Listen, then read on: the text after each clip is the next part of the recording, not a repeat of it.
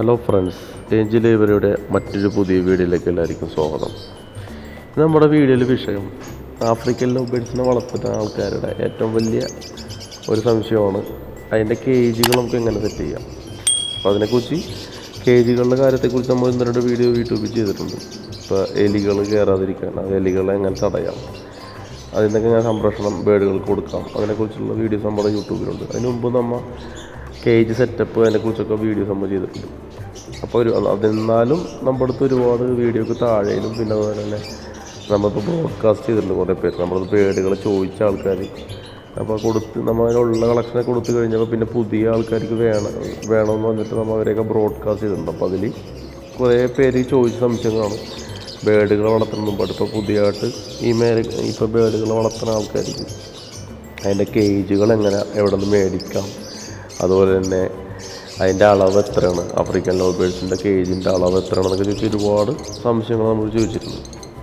അപ്പം അതിന് അവർക്ക് വേണ്ടിയും അതുപോലെ തന്നെ ഇനിയിപ്പോൾ ബേഡിൻ്റെ വളർത്തൽ മേഖലയിൽ കടന്നു വരാൻ ആഗ്രഹിക്കുന്ന ആൾക്കാർക്ക്, ഇനി പുതിയതായിട്ട് കടന്നു വരാൻ ആഗ്രഹിക്കുന്ന ആൾക്കാർക്കും വേണ്ടിയിട്ടാണ് ഈ വീഡിയോ ഇങ്ങനെ ചെയ്യണത്. പുതിയൊരു അപ്ഡേഷനായിട്ട് അതുപോലെ തന്നെ നമ്മളിപ്പോൾ നിലവിലത്തെ നമ്മുടെ ഏവിയറിലെ സിറ്റുവേഷനും പിന്നെ അതുപോലെ നമ്മുടെ ബേഡുകളുടെ കളക്ഷനും പിന്നെ അതുപോലെ തന്നെ ഒന്നോട് സംശയം ചോദിച്ചിരുന്നത് ഓരോ ബേഡുകൾ നമ്മൾ കാണിക്കുമ്പോൾ അതിൻ്റെ ഇതേത് ബേഡാണ്, ഇതേത് മ്യൂട്ടേഷനാണ് എല്ലാവരും ചോദിച്ചിട്ടുണ്ട്. അപ്പോൾ നമ്മൾ ഇപ്പോൾ അതിന് കഴിഞ്ഞിട്ട് ഇങ്ങനെ കമൻറ്റുകൾ നമ്മുടെ അടുത്ത് ഇപ്പോൾ വാട്സപ്പിലാണ് ഞാൻ ബ്രോഡ്കാസ്റ്റ് ചെയ്തത് കുറച്ച് പേരുടെ. അപ്പോൾ അതിൽ വന്ന ആൾക്കാർക്ക് ഞാൻ അതിനുള്ള ഉത്തരം കൊടുത്ത്. അപ്പോൾ അവർക്കറിയില്ല ഏത് ബേഡുകളാണ്, ഇതേത് മ്യൂട്ടേഷനാണ് എന്നൊക്കെ അറിയില്ല. അപ്പോൾ അതും കൂടിയാണ് ക്ലിയർ ചെയ്ത് പോകാനാണ് ഇങ്ങനത്തെ ഒരു വീഡിയോ ആയിട്ട് ചെയ്യാമെന്ന് വെച്ചത്. അപ്പോൾ അതിട്ട് പറയണമെന്നുണ്ടെങ്കിൽ നമ്മുടെ ആഫ്രിക്കൻ ലവ് ബേഡ്സ് എന്ന് പറഞ്ഞാൽ ചെറിയ വെറൈറ്റി ബേഡുകളാണ്. അപ്പോൾ അവർക്ക് നമുക്കതനുസരിച്ചിട്ടുള്ള ഒരു ഏവിയർ സെറ്റ് ചെയ്താൽ മതിയാവും. അപ്പോൾ വലിയ കൊണൂറൊക്കെ ആണെന്നുണ്ടെങ്കിൽ അതനുസരിച്ചിട്ടുള്ള വലിയ കേജുകളും അതിൻ്റെ ഏവിയറൊക്കെ സെറ്റ് ചെയ്യേണ്ടി വരും. ഇപ്പോൾ നിങ്ങൾ കാണുന്നത് വെച്ച് കഴിഞ്ഞാൽ നമ്മുടെ ഏവിയറി, നമ്മുടെ ആഫ്രിക്കൻ ലവ് ബേഡ്സിൻ്റെ എൻ്റെ പുതിയ ഏവിയറിയാണ് ഈ കാണുന്നത്.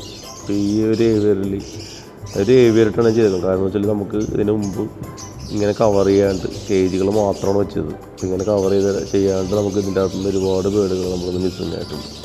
അപ്പോൾ മിസ്സിങ് ആയി തിരിച്ച് പോയി കഴിഞ്ഞാൽ പിന്നെ അവരെ കിട്ടില്ല. കാര്യത്തിൽ ഈ കാക്കകളും മറ്റുള്ള പക്ഷികളും അവരാക്രമിച്ച് ചിലപ്പോൾ കൊന്നുകളും ചിലപ്പോൾ അവർ തിന്നിട്ടുണ്ടാവും. തിന്നുമില്ല, കൊന്നു തിന്നും. അപ്പോൾ അതിൻ്റെ ബദലായിട്ടാണ് നമ്മൾ ഇങ്ങനെ ഒരു ഏവിയറി പോലെ സെറ്റ് ചെയ്തത്.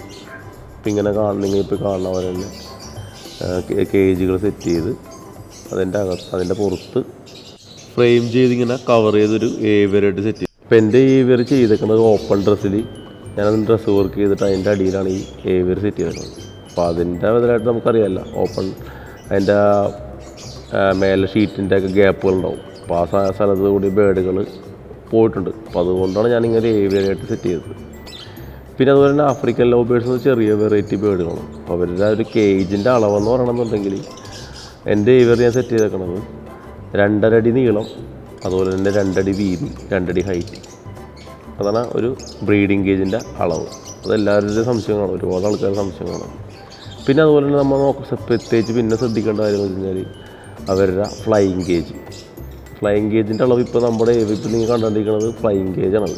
അപ്പോൾ ഇതിൻ്റെ അളവെന്ന് വെച്ചിട്ടുണ്ടെങ്കിൽ 7.5 അടി നീളവും പിന്നെ അതുപോലെ തന്നെ 5 അടി ഹൈറ്റ്, 2 അടി വീതി. അങ്ങനെയാണ് നമ്മൾ ഈ ഫ്ലൈയിങ് കേജ് സെറ്റ് ചെയ്യുന്നത്. രണ്ടറ്റത്താണ് നമ്മൾ പറിച്ച്, ഇപ്പോൾ നിങ്ങൾ വീഡിയോ കാണുന്നവർ തന്നെ രണ്ടറ്റത്ത് നമ്മൾ പറിച്ചു കൊടുക്കുന്നത്. അവർക്ക് ഫ്ലൈയിങ് കിട്ടണം നമ്മൾ ആ ഒരു പറിച്ച് വെച്ചേക്കണത്. ഇവിടെ നിന്ന് അങ്ങോട്ടും അവിടെ നിന്ന് ഇങ്ങോട്ടും പറന്നവർക്ക് ആ ഒരു ഇത് കിട്ടും. ഇപ്പോൾ നിങ്ങൾ കാണുന്നത് ഇപ്പുറ സൈഡിലുള്ള പറിച്ചിൻ്റെ ഇതാണ്. പിന്നെ അതുപോലെ തന്നെ നമ്മൾ നേരത്തെ പറഞ്ഞവർ തന്നെ ഓരോ പെയറായിട്ടാണ് ഞാൻ സെറ്റ് ചെയ്തേക്കുന്നത്, ഇൻഡിവിജ്വലി ബ്രീഡിങ് കേജ്. ഇപ്പോൾ ബ്രീഡിങ്ങിന് ആയിട്ടുള്ള ബേഡുകളാണ് ഇപ്പോൾ നമ്മൾ അങ്ങനെ കേജുകളിൽ ഇട്ടേക്കണത്. ഇപ്പോൾ സീസണായി, ഈ മാസം ലാസ്റ്റ് നമ്മൾ ബ്രീഡിംഗ് ബോക്സ് സെറ്റ് ചെയ്യും. അപ്പോൾ അങ്ങനെയാണത് ബ്രീഡിംഗ് കേജിൻ്റെ അളവെന്ന് പറഞ്ഞാൽ നമ്മൾ നേരത്തെ പറഞ്ഞ 2.5 അടി നീളം, 2 അടി വീതി, 2 അടി ഹൈറ്റ്.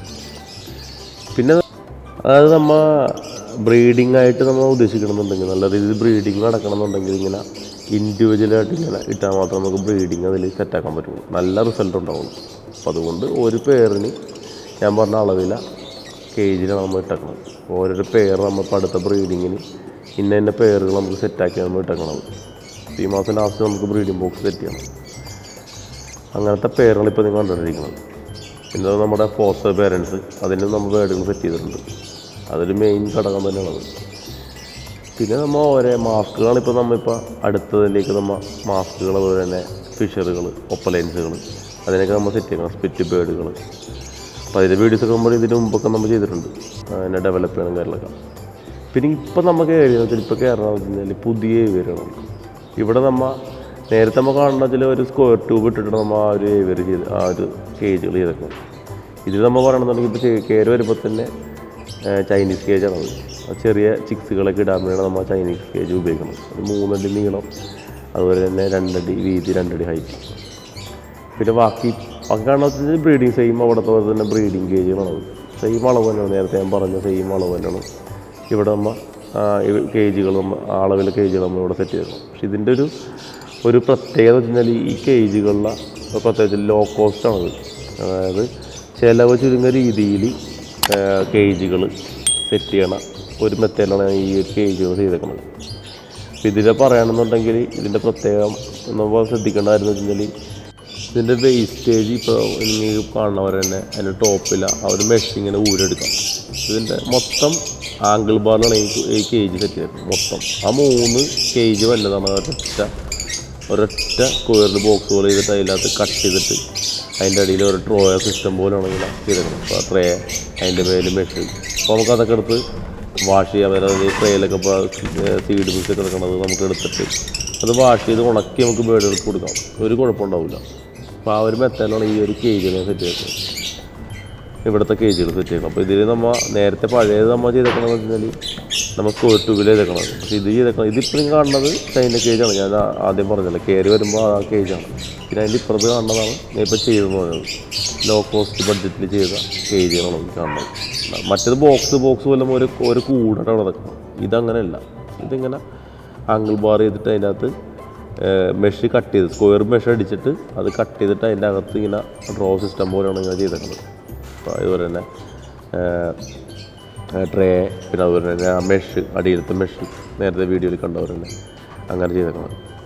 പിന്നെ അതുപോലെ തന്നെ ഡോറുകളാണെങ്കിലും വെരി സിമ്പിളാണ്. ആ മെഷ് തന്നെ കട്ട് ചെയ്തിട്ട് ബെൻഡ് ചെയ്തിട്ടാണ് ഡോറാക്കിയേക്കുന്നത്. പിന്നെ നമ്മൾ അതിൻ്റെ ലോക്ക് എടുത്തേക്കണം പുറത്തുനിന്ന് മേടിച്ചേക്കണം. ഇപ്പോൾ നിങ്ങൾ കാണുന്നത് നമ്മൾ ഓൺലൈനിൽ പർച്ചേസ് ചെയ്താണ്. ഏകദേശം ഒരു പീസിന് 80 റേറ്റിന് നമ്മൾ ആ ലോക്കുകൾ മേടിച്ചേക്കണം. സ്പ്രിങ് ടൈപ്പാണത്. നല്ല സേഫാണ്, നല്ല പെട്ടെന്ന് തുറന്ന് പോകില്ല. ആ ടൈപ്പ് നല്ല സ്ട്രോങ് ആയിട്ടുള്ള ലോക്കാണത്. പിന്നെ നമ്മൾ നേരത്തെ സ്ക്വയർ ട്യൂബായിട്ട് ചെയ്യുമ്പോൾ നമുക്ക് ഫണ്ട് വരും. കാരണം വെച്ചാൽ ആ സ്ക്വയർ ട്യൂബിൻ്റെ ഫണ്ടൊക്കെ വരും. അപ്പോൾ ഇങ്ങനെ നമുക്ക് ചെയ്യുമ്പോൾ ചില ഒറ്റ ആംഗിൾ ബാറിലാണ് നമ്മൾ ഒരു ബോക്സായിട്ട് ചെയ്തിട്ട് ആ കേജുകൾ ഡിവൈഡ് ചെയ്ത് ഇപ്പോൾ 2 അടി ഹൈറ്റിന് ഡിവൈഡ് ചെയ്തിട്ട് ആ ഗ്യാപ്പ് കട്ട് ചെയ്തിട്ട് അവിടെ ആംഗിൾ ബാർ ഇട്ടേക്കണം. നമ്മൾ നേരത്തെ ആ ഡ്രോയർ വലിച്ചെടുക്കാൻ വേണ്ടി ഒരു ആംഗിൾ ബാർ നമ്മൾ ആ സെൻറ്ററിൽ കൊടുത്തിട്ടുണ്ട്. അതിൽ കൂടെയാണ് ഈ ബോക്സുകൾ ഓടുന്നത്. മെഷാണെങ്കിലും ഈ പറഞ്ഞ ട്രേ ആണെങ്കിലും ഓടുന്നത്. അപ്പം അങ്ങനെ വെച്ച് നോക്കണമെന്നുണ്ടെങ്കിൽ നമുക്കിത് ഇങ്ങനെ ഈ രീതി ചെയ്താൽ മതിയാവും. നമുക്ക് അധികം ഫണ്ട് നമ്മുടെ കയ്യിൽ നിന്ന് വരില്ല. പിന്നെ നമ്മൾ നേരത്തെ പറഞ്ഞായിരുന്നു, ബേഡുകൾ ചിക്സുകളാകുമ്പോൾ ഈ കേജുകൾ അവർക്ക് ഒരുപാട് പറക്കാനുള്ള സൗകര്യമൊന്നും ഉണ്ടാവില്ല. അവർ പറന്ന് പഠിച്ച് വരുന്നുള്ളൂ. അപ്പോൾ ആ സമയത്തൊക്കെ ഇതേപോലത്തെ ഒരു 3 അടി നീളം, 2 അടി ഹൈറ്റ്, 2 അടി വീതിയിലാണ് ചൈന കേജിൽ നമ്മൾ ഇടുന്നത്. അപ്പോൾ ഇതിലിപ്പോൾ താഴത്തെ ഇപ്പോൾ അഡൽട്ട് ബേഡുണ്ട്. അപ്പോൾ ചില സന്ദർഭങ്ങൾക്ക് കേജുകൾ ഫൈറ്റൊക്കെ വരുമ്പോൾ നമ്മൾ അത് ആ ബേഡുകൾക്ക് ഈ കേജിലേക്ക് മാറ്റും. ഇപ്പോൾ നിങ്ങൾ കാണുന്ന എല്ലാം ചെറിയ ബേഡുകളാണ്. ഈ കാണുന്ന എല്ലാ ബേഡുകളും ചെറിയ ബേഡുകളാണ്. ഏകദേശം 3 മാസം പ്രായമുള്ള ബേഡുകൾ. അപ്പോൾ ആ രീതിയിൽ ഇങ്ങനത്തെ രീതിയിൽ നമുക്ക് കേജുകൾ ചെയ്യാം. ചിലവ് ചുരുങ്ങിയ രീതിയിൽ ചെയ്യാം. പിന്നെ വിശദമായിട്ട് നമുക്കിതിനെക്കുറിച്ച് നിങ്ങൾക്ക് അറിയണമെങ്കിൽ നമ്മളെ വാട്സപ്പിൽ കോൺടാക്ട് ചെയ്തിട്ടുണ്ടെങ്കിൽ നമുക്ക് കറക്റ്റായിട്ട് പറഞ്ഞു തരാം. ചെയ്യുന്ന ആൾക്കാരാണെങ്കിൽ ഫാബ്രിക്കേഷൻ മെഷീൻ എടുത്ത് ചെയ്യുന്ന ആൾക്കാരാണെന്നുണ്ടെങ്കിൽ ഇപ്പോൾ ആരെങ്കിലും പണിക്കാരാണെങ്കിൽ നമ്മുടെ അടുത്ത് ചോദിച്ചിട്ടുണ്ടെങ്കിൽ കറക്റ്റായിട്ട് നമുക്ക് പറഞ്ഞു കൊടുക്കാം. നമ്മുടെ നമ്പറെല്ലാം നമ്മുടെ ഡിസ്ക്രിപ്ഷനിലുണ്ട്. അവിടെ നിന്ന് കളക്ട് ചെയ്ത് കോൺടാക്ട് ചെയ്ത് ചോദിക്കും.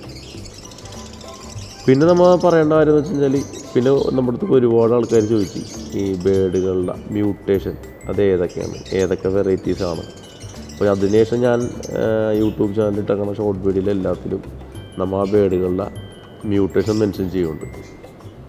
അത് നല്ല കാര്യം തന്നെയാണ്. നമ്മൾ ചോദിച്ചു ഇപ്പോൾ ഓരോരുത്തർ നമ്മളത് ബേഡുകൾ ചോദിക്കുമ്പോൾ ഇന്ന ബേഡാന്ന് പറയില്ല അവർ. അപ്പോൾ അവർ ഫോട്ടോ എടുത്തിട്ടാണ് വിടുന്നത്.